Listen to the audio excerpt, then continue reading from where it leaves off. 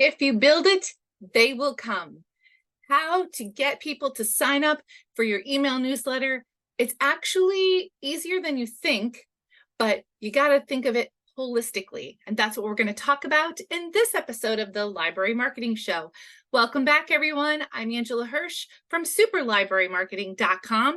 You can head there and click on the Library Marketing Show tab to suggest a topic for a future episode of this show, or to nominate your library or another library that you've seen doing great work in library marketing for our Kudos Award.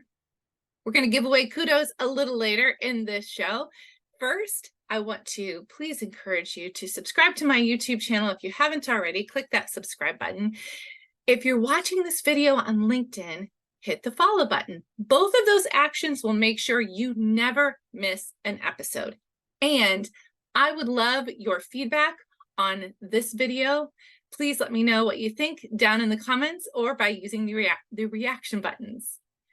Let's talk about email newsletters and how to get people to sign up for them, or how to get people to sign up for any email list. Maybe it's not a newsletter that you're interested in sending. Maybe you're looking at sending very specific targeted emails to your patrons. If so, great. You know, that's a big plus, and I'm really an advocate of that. Getting people to sign up for those emails is a lot easier than you think. I have a very simple way to think about how to do this. So here is a campaign you can put together to get people on your email list. The first thing you're going to do is, once you've created and decided which emails you're going to send, you're going to make an opt-in page on your website, and you're going to give people the ability to sign up for those emails right on your website. That's your hub, and that's the place that you're going to share on a bunch of different platforms to get people to sign up. So number one is opt-in page. Number two is, who are the people that are coming into your library? Probably not every, does anybody come in every day? I bet there are people who do come in every day, don't they? But at least most of us have people who come in once a week, once every 2 weeks, once a month. Most of the time, those people are coming in for programs or to pick up holds or to browse. And those are the people we're going to target first. We are going to use bookmarks and put them in our holds and checkouts to help raise awareness that that opt-in page exists. You can turn the URL of your opt-in page into a QR code that makes it really easy for someone to scan and sign up. Also, when you're at a program or you're doing a program, make an announcement at the beginning. We've got an email list. We'd love for you to become part of it. Pass around a piece of paper, maybe have a little sign with a QR code that lets people sign up while they're there right on their phone. Make that a part of your program, every program that you do at your library. Next, you're going to put your email on the homepage of your website. So you've got your opt-in. Now make a nice, cute, eye-catching graphic that's within your brand standards, and get people to sign up by putting it right on the homepage of your website. Leave it up there for a month or so.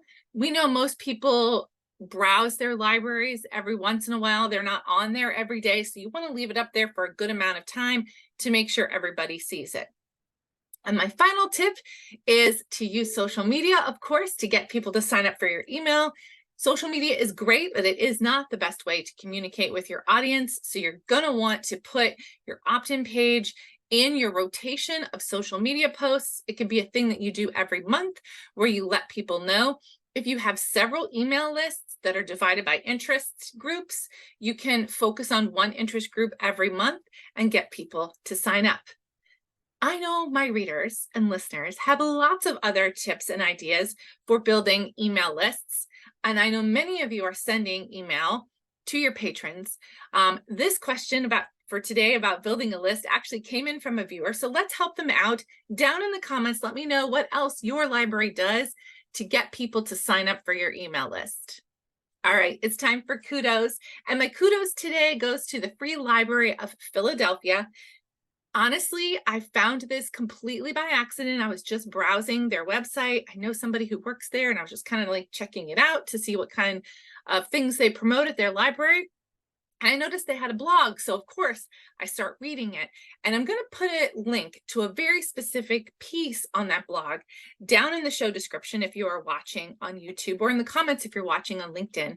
The reason I want to call this particular blog out is that it's content marketing, which is a post or a piece of marketing that does not overtly promote the library, but instead it is helpful, educational, and useful. And what it does, because I know that sounds very like against common sense to write anything that doesn't directly promote the library, but content marketing will build trust in your library. It'll help cement the idea that your library is the place for people to come for information, for help, to get their questions answered when they need it. And this piece is highlighting Black-owned businesses in the area. And I just thought that was a really cool way to highlight businesses, to create partnerships, and again, to do content marketing. So kudos to the Free Library of Philadelphia. All right, that's it for this episode. But this channel is packed to the brim with lots of tips for libraries in marketing and promotion. If you're interested in learning more, click on the next video and I will see you there.